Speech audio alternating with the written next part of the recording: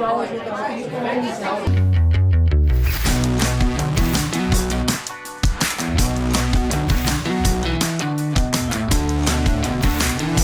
right, welcome to Cwic Show. In this episode, we're going to talk about an email that was sent out today by the Church News. We've seen something like this before. I did an episode on this when we talked about some of the verbiage that is coming into church communication. And the one I did before was on microaggression. This one here is very interesting. Just received it a few hours ago. And I want to break this down. It is about International Women's Day, which is great. But you're going to see something very interesting here. And I think that this is the way we're going to see this, just like in the last one we did from the communications department of the church. I think this is the way we're going to see this start to seep into our communication, website, departments, and other things in the church. So let me show you what this email was, and we're going to start with a header of the email. You can see here in the top point, that's all I'm really looking at, the first email. You can see this was Tuesday, March 8th, 2022. For International Women's Day, it says, read about 9 women who have inspired and shaped these church leaders. Fabulous, and you should see these stories. They're great, very Christ-centered. But then it changes. It says, this year's theme for International Women's Day is #break the bias. Okay? Why is the church talking about that? The church doesn't talk about these things. The brethren don't talk about these things. Why is the communications department of the church talking about these types of things? Break the bias is the hashtag and theme of International Women's Day. So it's just odd that they would bring it up. And then it says, people all over the world are encouraged, and this is the exact same thing as Ibram Kendi's anti-racism and Robin DiAngelo's white fragility. It's the same exact thing. It says, people all over the world are encouraged to call out and break gender bias, discrimination, and stereotyping in order to create a more, and here comes the words, diverse, equitable, and inclusive world. Now, I want to break these things apart a little bit so that you can understand. I think people are getting very confused. It's like, why? If you know anything about DEI, right, diversity, equity, and inclusion, you know that it's pregnant with issues and problems and things that are very divisive and come from a very secular position. So just introducing the words here is an issue. You'll notice that even with BYU, and you guys know that I criticize some things that come up at BYU, when the committee on, I can't remember the name of it, but I think it's race, equity, and belonging maybe, came to the President Worthen, and to the board of advisors and those that are over Brigham Young University, they recommended that we have an office of diversity, equity, and inclusion, DEI. This is a very common thing in almost all universities have this now, and many corporations, most all large corporations have this. There was pushback on it, fortunately, and I still don't know what to think of it, but at least there was pushback on the name to say maybe a little statement like this is going to be a little different from everything else we see out there. And it looks like they're putting together the Office of Belonging. We'll see what becomes of that. But here, again, in a church communication from the communications department, we have diversity, equity, and inclusion, and a push for break the bias, right? This sounds like a social justice call. So how do we parse this out? A couple things here that I want you to look at that I think are important. First of all, I think we need to notice when we see these things, right? We're going to see this more and more and more. Why? Because the church now is a massive bureaucracy. It's huge, right? You've got Brigham Young University owned and run by the church. You have Deseret News, and many of you have seen some pretty big changes there in the last few years. You have Deseret Book. We've talked about that. You have their investment arm, their legal department, their PR department, their communications department. Well, who's being hired in on these things? Well, they're managers. A lot of these people are managers that have successful resumes. And in the interview process, they're not asking things like, well, what do you think about critical race theory?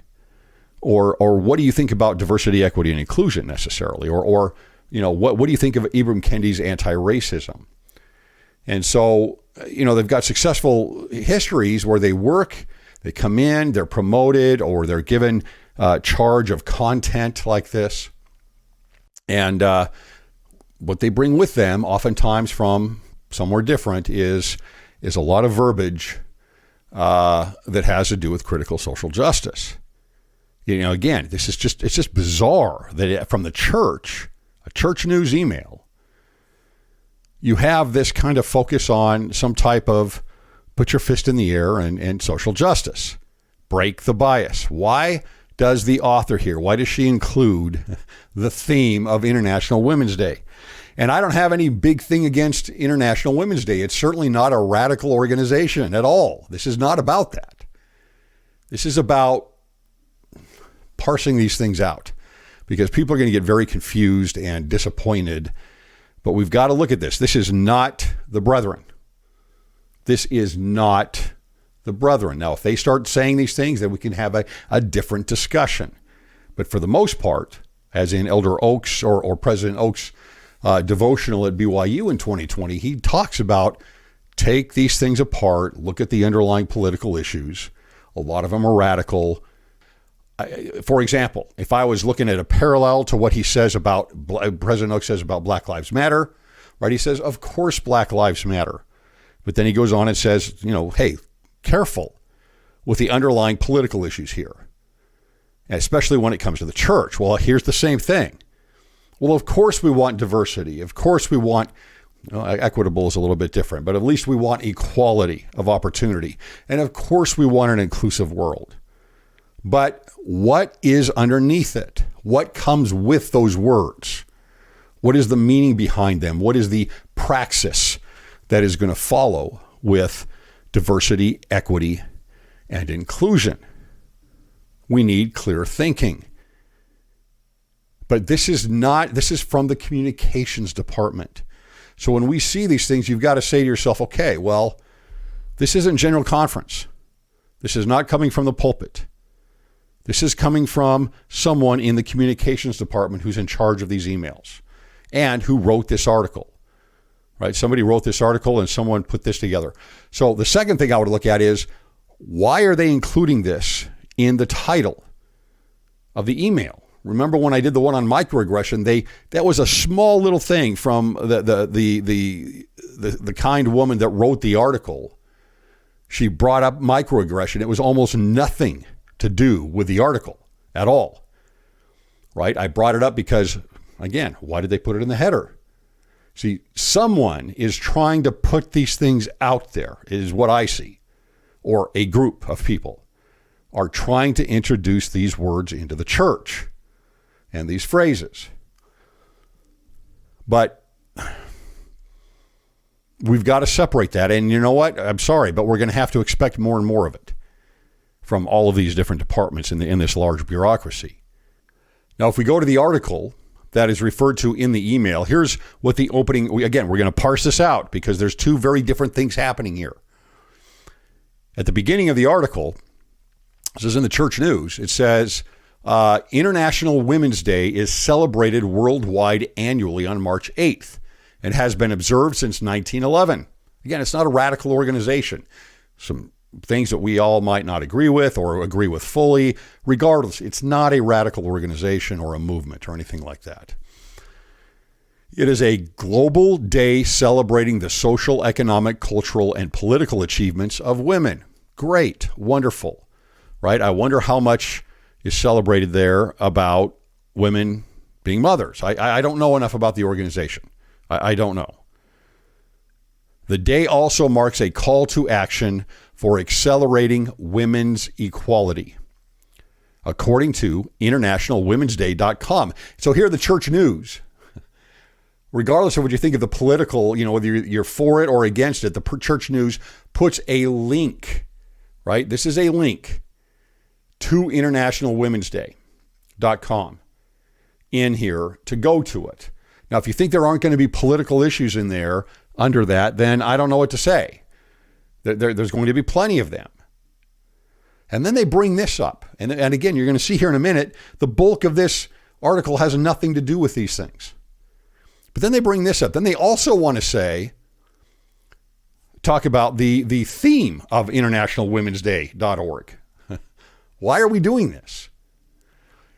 This year's theme for International Women's Day is Break the Bias. #Break the Bias. Yeah. People all over the world are encouraged to call out and break gender bias, discrimination, and stereotyping in order to create a more diverse, equitable, and inclusive world. So that's what they grab for the header of the email. Think about that when you see the rest of this article.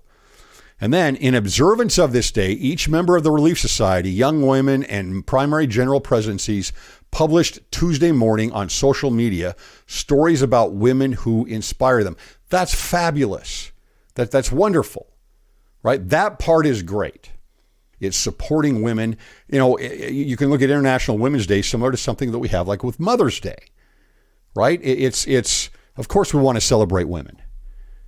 And here's a day to do that. That's a great thing to do. I like it. I do. I like it. I think it's great. But then if you see the rest of this, what you see, what the sisters here in the presidents of or members of the presidency in the Relief Society, Young Women, and primary general presidencies publish, it's very Christ-centered. It's not about break the bias. It's not about diversity, equity, and inclusion. It's not about calling out gender bias, discrimination, and stereotyping, right? Those are social justice words. That's not what the rest of this is all about. They never bring any of these words up. In the first story here from Relief Society General President Jean B. Bingham, she tells the wonderful story of Julia Mavimbela, a woman from South Africa. I've got some wonderful friends in South Africa, and talking about an example of love where there was racism against her, something against her husband that was horrible and really could destroy a person with hatred. And what she did is she turned it around. She took that bitterness and she changed it. And it was all about a Christ-like approach, the opposite of critical race theory, a Christ-like approach to someone who did her wrong. 20 years after this horrible event, and you can read this, I'll put the link in the description for the article. 20 years after this racist behavior and her husband being killed, and with her town embroiled in a battle against apartheid. I mean, this is difficult opposition. Julia Mavimbela still felt the pain from her husband's death. To encourage healing, she created a community garden telling children, unlike what's trying to be told to children in our schools today, let us dig the soil of bitterness, she said, throw in a seed of love, and see what fruits it can give us. Love will not come without forgiving others. I mean, what an incredibly diametrically opposed attitude that this wonderful woman has toward these horrible things. And what a great person to hold up. What a great woman to hold up as an example and put her up on a pedestal as a role model for other women and for all of us. Sister Sharon Eubank talks about things that are the most important that she learned from her grandmother. 4 things real quick. The gospel of Jesus Christ is the best treasure you can have. Family is priority, number 2. Number 3, Relief Society is comfort and joy. And number 4, you can only influence people if you love them. So these are wonderful messages from these women. Wonderful messages. And I'm not going to go through all of these again, but Sister Reina I. Aburto gives another one. And then you have several more. The Young Women General President Bonnie H. Cordon, Sister Michelle D. Craig, Sister Rebecca L. Craven, Primary General President Camille N. Johnson, Sister Susan H. Porter, Sister Amy A. Wright, and they give some wonderful stories about these women and these strong women and wonderful principles that go along with them. So here's the question. Why is the article starting off here with things that are the exact opposite of these messages from these women? Can you see the same thing happening here? I'm talking about the difference between the brethren and their messages and what you can get sometimes in the church and even their communications department. The message here from the author of the article is very different from the message of the women, these 9 women that give these examples on International Women's Day. So what's going on? Why in the header of the email do we not have the wonderful examples of the 9 women? Because a lot of people aren't even going to go through it and look at it, at the article. They're going to see the title on that, and it's like the title, it's like a headline, right? Why is that what they're putting in the headline and not these Christ-like messages from these women? No, it's about diversity, equity, and inclusion. It's about calling out gender bias, discrimination, and stereotyping. It's about breaking the bias. And this is the problem we're going to run into more and more in the church, where you're going to get messaging that is not necessarily, that's coming from the world a little bit. It's coming from a secular world. Primarily, it's coming from an academic world, where our culture now is coming from. As Thomas Chatterton Williams recently said, we all live on campus now. We all live on campus. This is campus. This is coming from the radicals that originally built things in the 60s and 70s on the college campuses in the United States. This is built from Marcuse and the Frankfurt School, and then just added upon and added upon and added upon. So when you see these things from the church, these messages from the church, please parse it out. Be able to have some clear thinking and understanding, okay, well, this is coming from someone in the communications department, or this is coming from someone who wrote this article, and it's not coming from the pulpit. Huge bureaucracy in the church. Huge bureaucracy in the church, and we're going to see more and more of this. But we can divide what we hear from the bureaucracy and what we hear from the leaders of the church, just like what we can do here. Take out the intro of this entire article, and if you set that aside, take it with a grain of salt.